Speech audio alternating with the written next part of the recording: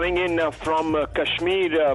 Viewers, as you're watching on your screens, shots that are representing a cold-blooded murder of a Kashmiri Hindu.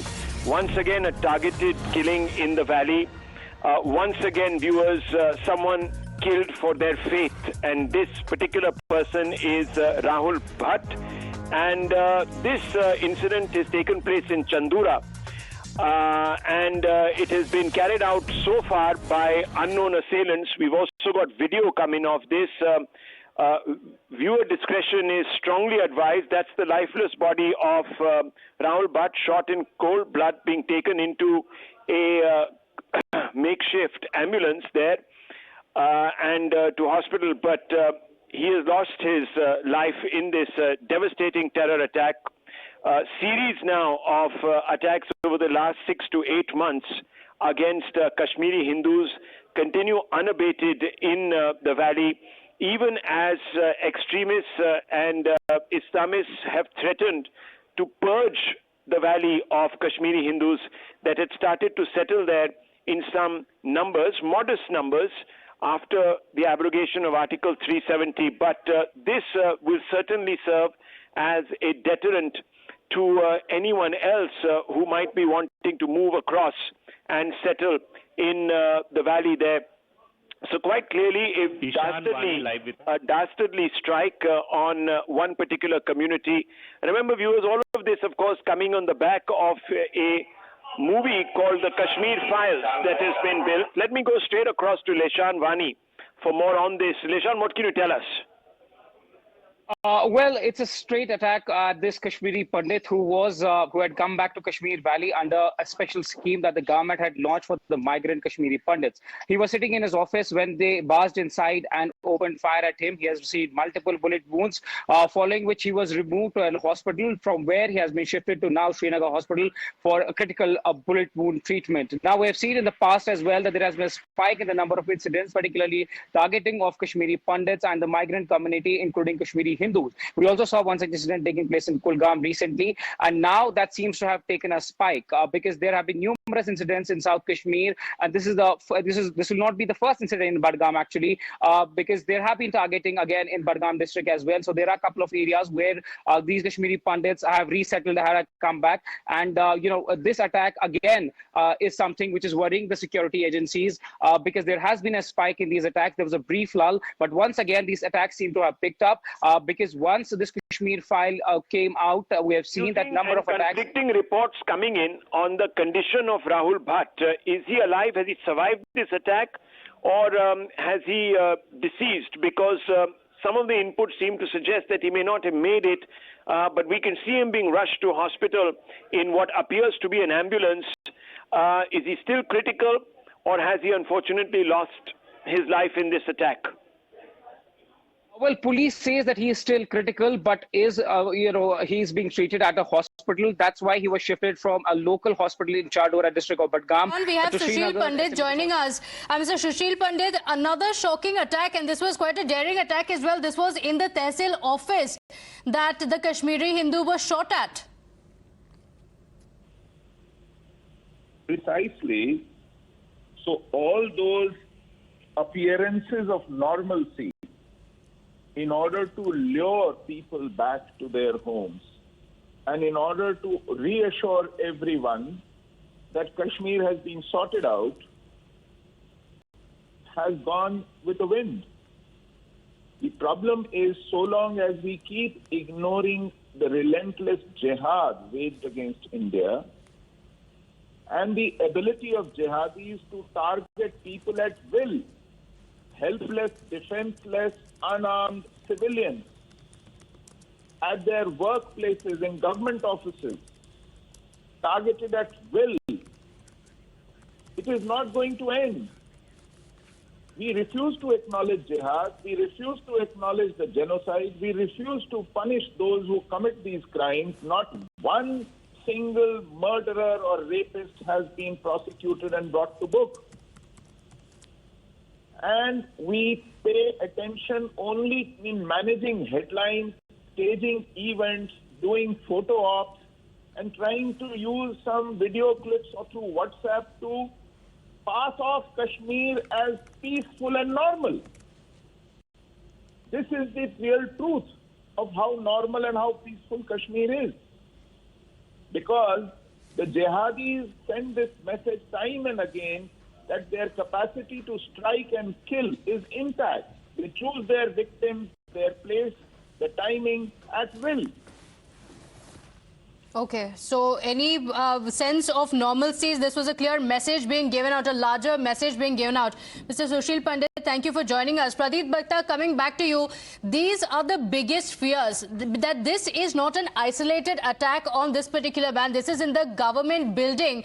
But the larger message seems to be that terror can return any time to the valley.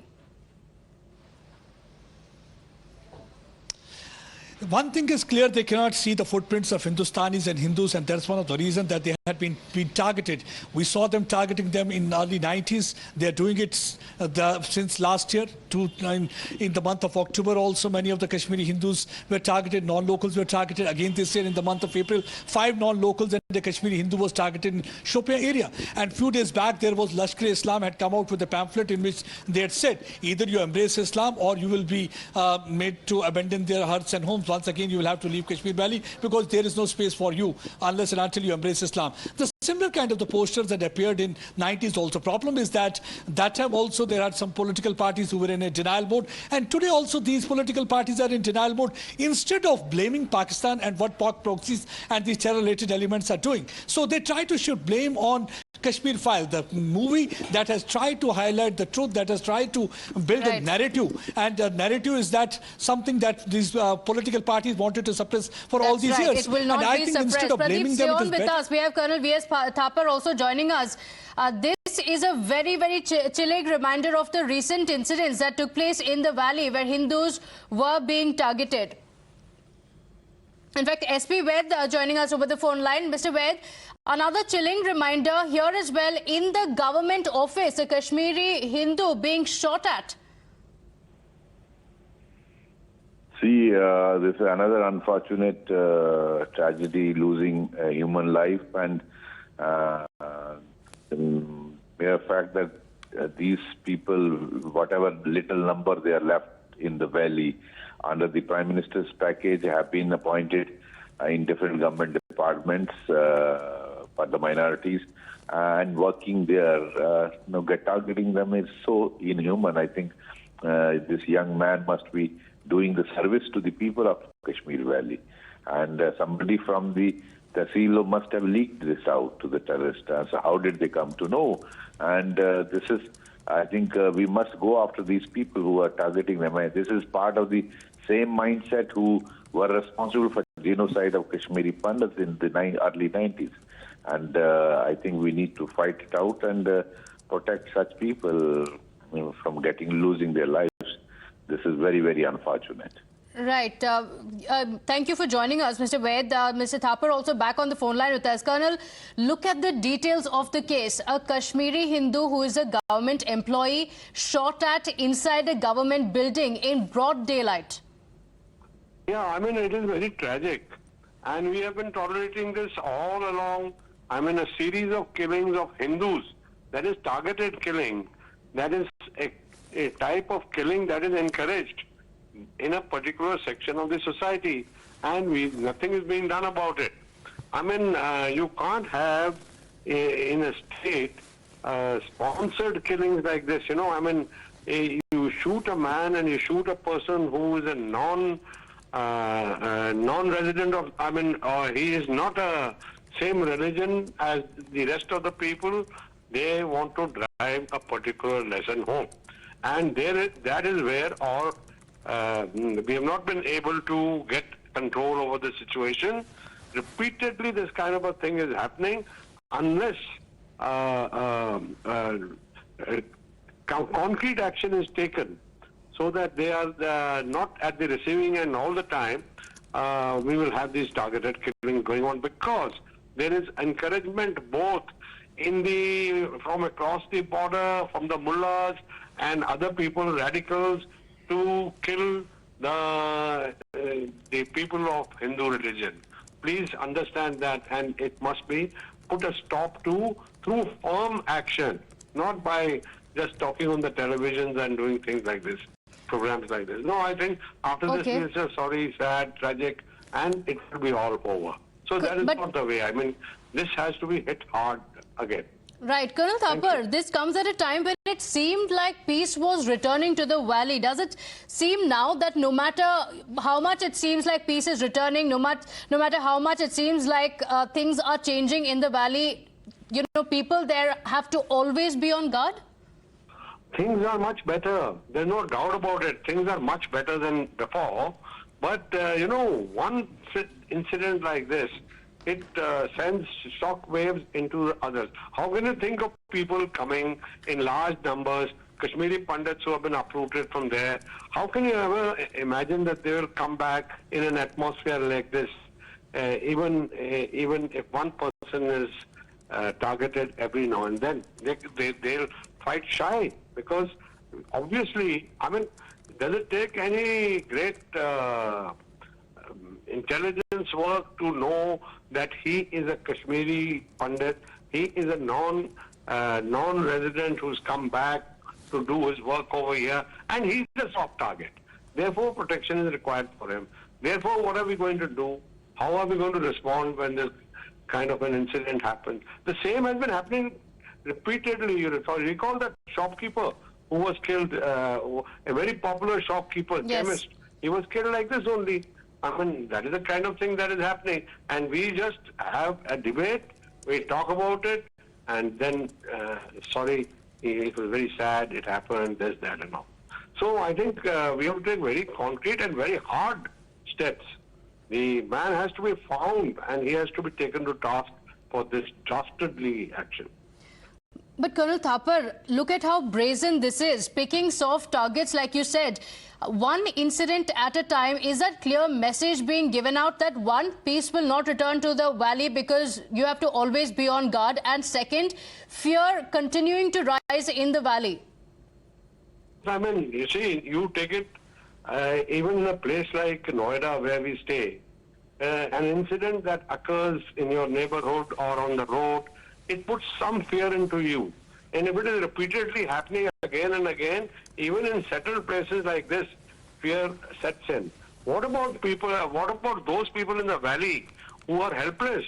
You have we provided them with weapons?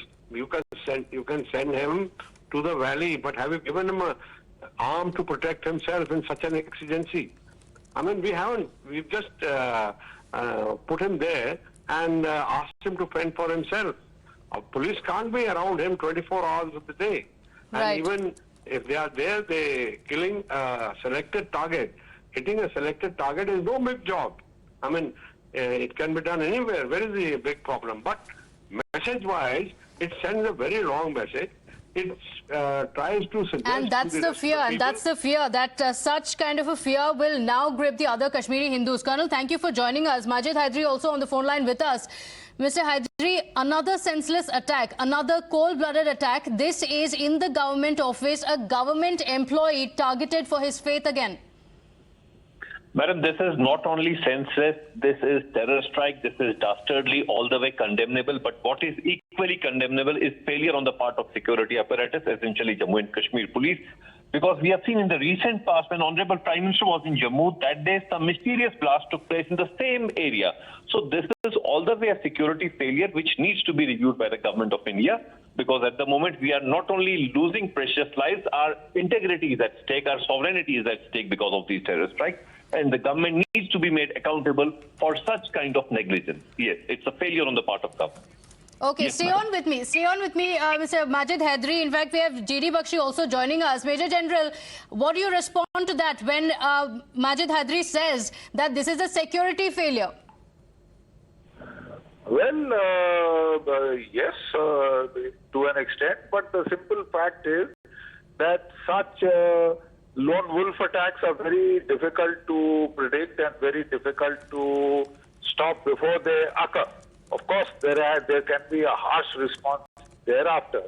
But the simple fact is that the terrorists are now trying to choose soft targets, isolated targets, one odd Kashmiri Pandit here and there who's bravely... But Mr. Hydri says that this is not a targeted killing. Mr. Hydri, would you say that this is just a coincidence that only Kashmiri Hindus are being targeted, because this is not the first time this is happening? Madam, we can't call it as a target killing alone. Hello. There's a series of killings. It has been there for the last many months. There has been a spike in these target killings, which you call as target killings. I would say this continuous series of killings is taking place in Kashmir because we don't have the security apparatus in place. We need to make the concerned agencies accountable, and that is the responsibility essentially of people like General Bakshi. He has been in the field. He knows it's a security failure, a policing failure. We need to make government accountable. Government can't be given a clean chit for this, what is happening in Kashmir. Why are we losing any precious life for that matter? It is not the fault. Terrorists are there to do terror strikes. But what is the role of government, and why do we have terror at the first instance? That is the question for the government. Okay, stay on with me. Stay on with me, Mr. Majid Hydri. Brigadier Mahajan also joins us.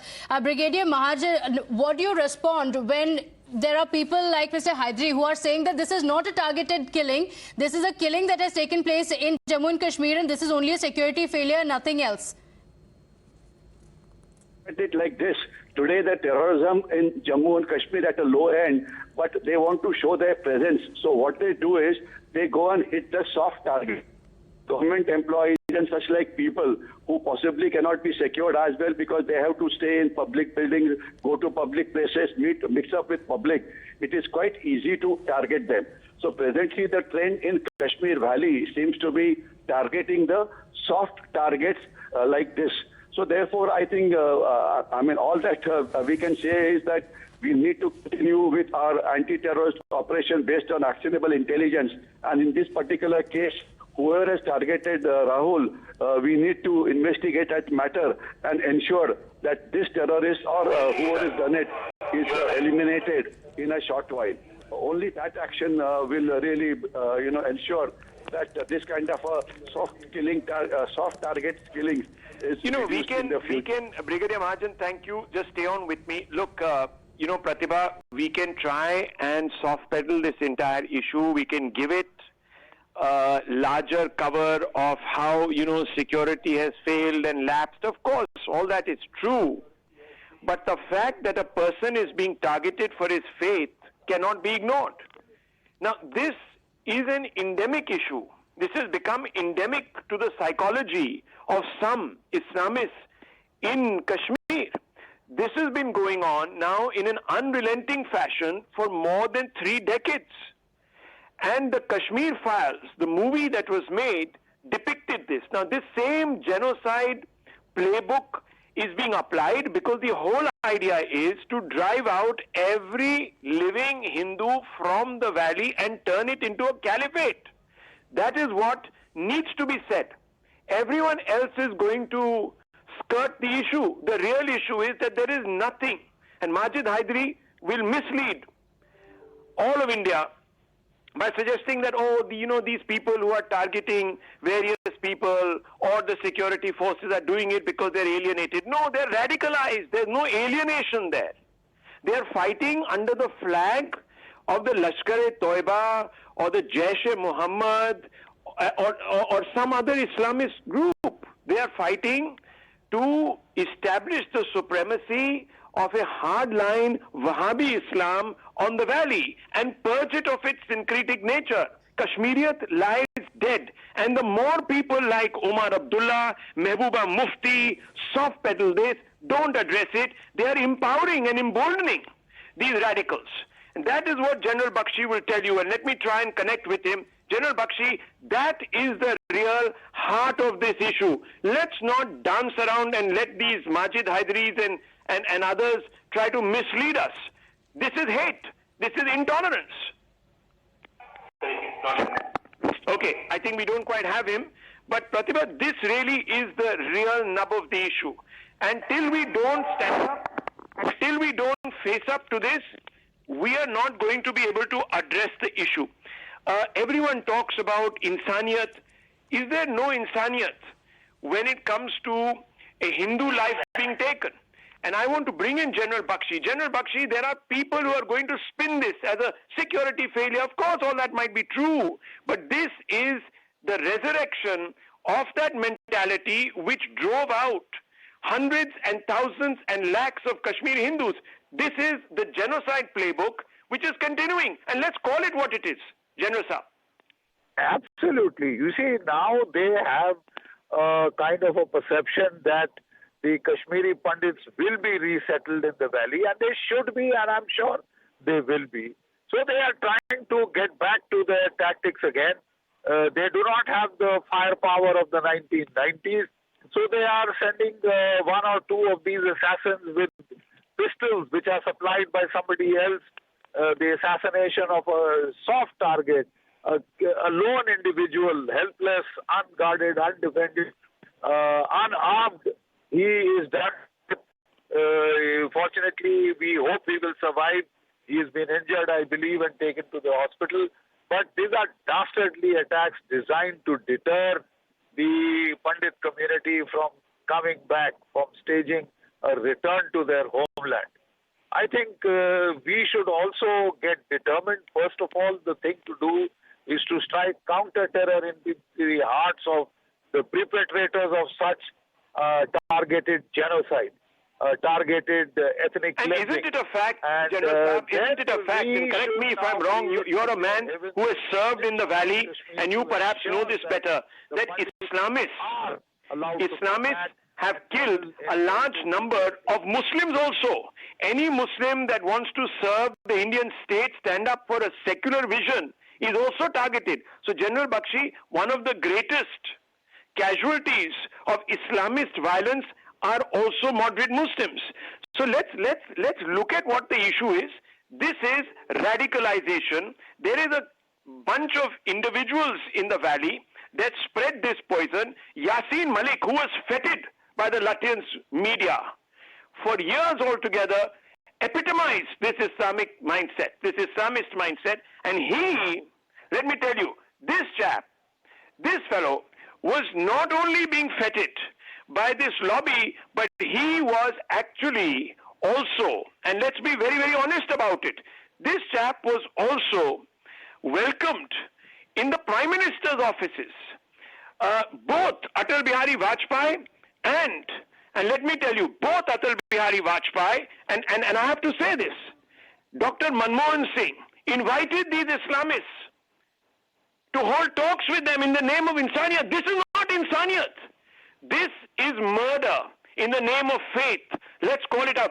General Saab, I want to speak to you about this because you have served there and you have seen the shift in this mindset away from Kashmiriyat. Now, you please tell me a little bit about this. Please educate our viewers who are being swept away every day by all these charlatans who constantly talk about Islamophobia in this country. Look, Yasin Malik is a murderer, most foul. He has his hands stained in the blood of our armed forces personnel and of the Pandit community in particular. He was one of the architects of that genocidal wave of attacks. He was an architect of one of the most heinous ethnic cleansing that we have witnessed in recent history. And if, like I said, if Slobodan Milosevic and the others could be sent to jail by the criminal courts of justice, by the Hague itself, then I'm sure it is time for reckoning for these people, so that there is some deterrent in the future that any Islamist under the guise of a very secular agenda, apparently targeted Hindu killings are secular. Because the minority community is not involved, you see, is not targeted. Therefore, it is secular killing. Therefore, it cannot be frowned upon. Therefore, it cannot be talked against. Therefore, it cannot even be whispered aloud. Because that would be sacrilege against our concept, a warped concept of secularism. That one particular set of people are for the killing because they have committed the crime of being in the majority. So they must be whittled down, brought down. It's par for the cause. It's par for the cause. I mean, this... Sir, I want to ask you, the most fundamental question I want to ask you, how is this genocide mindset persisted for so long? Mansion and feted and lioned as the symbols of secularism? Secularism by foot. Where is ethnic cleansing at its worst that you could ever see? This is a radicalization at its very worst. And it's about time we put an end to this. We put a stop to this. We will put a stop to this once we face up to it clearly for what it is. When I was in Kishtwar and the ethnic cleansing of the Hindu minority started, and I started trying to take energetic steps to attack those who were doing so, I was told, why don't you mind your business? This is not secular to... So you were told to stand down? As a commander there, you were told to stand down? I said, what are we here for? To protect the population? No, so General Saab, just tell me, were you told to stand down? As a commander there, you were told to stand down? They do not deserve protection from the state. They don't deserve to be treated on par in the eyes of the law. I mean, their murder is par for the course. Their ethnic cleansing is to be encouraged. I mean, this is amazing. And I think some of the people were encouraging this at the official level. Some people with a lack of spine who wanted to fawn before, the American agendas of the Owen-Dixon plan of partitioning Kashmir along the line of the Chenab, and therefore they said, it's okay if ethnic cleansing takes place, it will... So General Saab, are you telling me that you were actually told to stand down and allow this mentality to continue?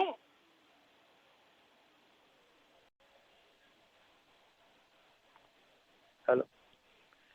I think we've lost General Bakshi there. Pratibha, we lost General Bakshi. But you see, there has been a playbook that has been used continually. And this playbook is always put into action when there is the possibility of normalcy returning to Kashmir. And right now, there are a large number of individuals who are extremely nervous that Kashmir is returning to normalcy. So you have all sorts of people with agendas from foreign governments to foreign newspapers, a whole set of people who land up in Kashmir to constantly build this narrative that there is alienation, that the state is oppressive. All of that is a lie. That is a fundamental lie. The problem is the radicalization of certain minds there, encouraged and abetted by the stakeholders in that place that have been courted by a certain lobby in this country, both nationally and internationally. That's the real fundamental problem here. Pratibha, I'm going to continue with you, but let's try to get a sense from Ishan Vani about the latest on Rahul Bhat. What is his condition? Is he recovering, or is he still critical? Let me try and connect to Ishan Vani. What are you hearing, Pratibha? Well, in fact, we have Pradeep also joining us, Rahul. Pradeep, any information on Rahul Bhat's condition? We hear he has sustained grievous injuries from the bullets that he suffered. What's his condition right now? See, his condition is said to be critical. Initially, he was shifted to Chadoora Hospital. His condition was critical. That's why he was sent to SMHS Hospital. Right now, doctors are attending him. That's what actually the police has told us. But this attack is, how you have to see this attack. Just ahead of Amarnath pilgrimage, they are trying to carry out this attack targeting Kashmiri Hindus. All right, we have an update coming in, a tragic turn of events. Pradeep, in fact, the information now coming in is that Rahul has now succumbed to the bullet injuries that he sustained. That's the update coming in. He was shot at in the government building. He sustained bullet injuries. He was taken to the hospital where he has succumbed. So this is the breaking input now coming in. Yes,